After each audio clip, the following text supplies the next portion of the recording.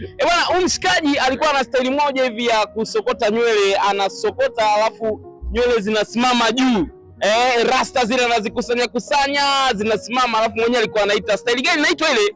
Bana ile ikogo inaitwa mnazi mmoja. Bwana, ule mnazi mmoja umeupeleka wapi ndugu yangu? Mnazi mmoja bana uliangushwa na Wema Sepetu. Ule mnazi mmoja bana mimi niliweka kwa sababu ya Wema. Baada ya kuona kwamba Whozu amenizidi kete, nikaona mnazi ni uangushe tu.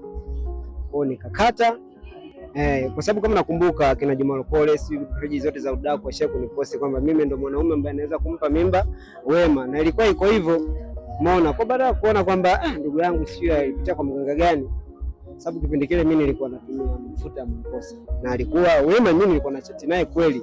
Wema anaenda kwenye tuzo Arusha, ananitumia message mimi nifuatilie tuzo kama ameshinda au hajashinda. Unaweza kuona ni level gani ambayo tulikuwa tumefikia, lakini baadaye kaja kakata tu. Whozu bana, huyo chawi sana.